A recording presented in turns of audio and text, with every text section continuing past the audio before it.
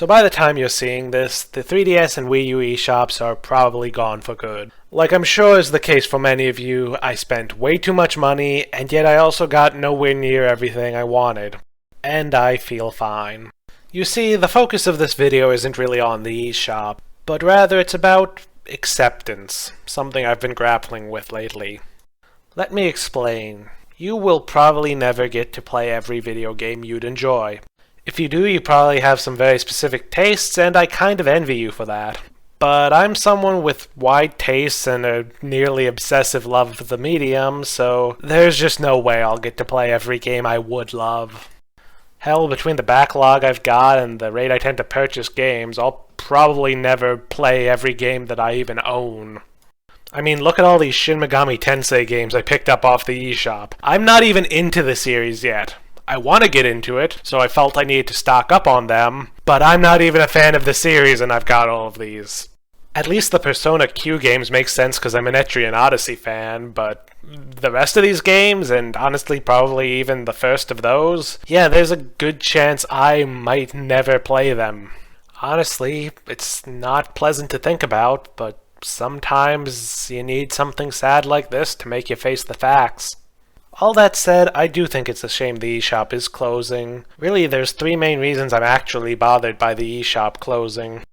The first is that it's going to be harder to share some of the games I loved with people. If it's something like classic Monster Hunter or 3DS Etrian Odyssey, I used to be able to just tell people, yeah, download this game and play it on your 3DS, but not anymore.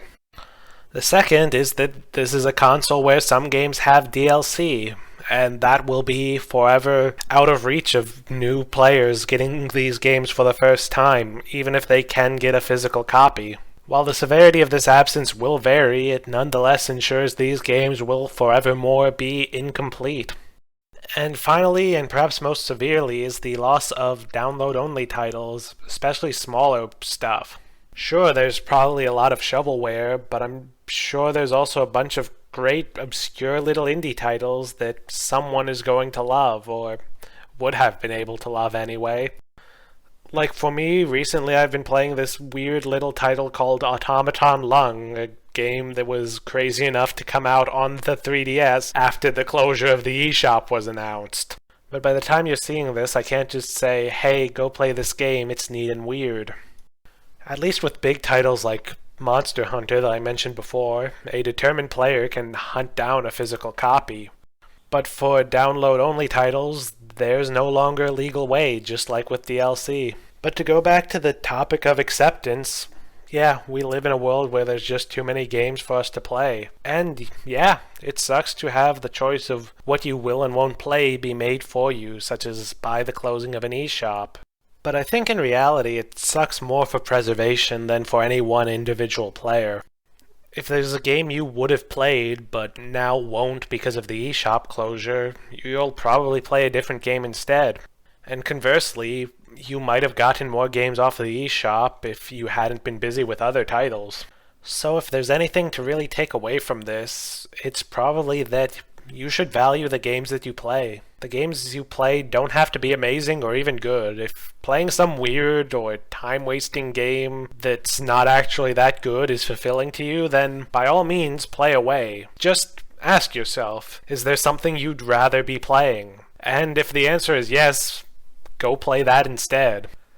And personally, I don't think you should feel the need to finish games either. If you feel that a game has stopped being fun, or if you've just had your fill of it, quit it and move on. It doesn't mean your time has been wasted or anything, so long as you enjoyed the ride. That was kind of my experience with Fire Emblem Engage. I had a great time, but the game was just kind of starting to drag, and so I stopped.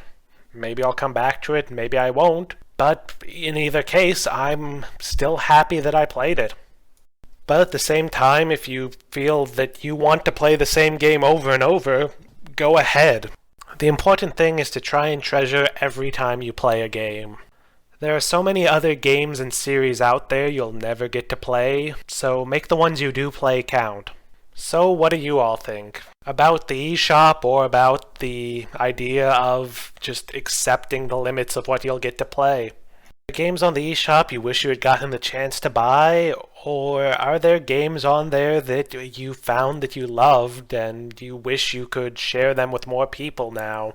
And what about the main topic of this video? Are there any games that, no matter how much you play them, you will always find fulfilling? Or maybe you'd like to share a game or series that you've always wanted to get into, but know that you probably never will.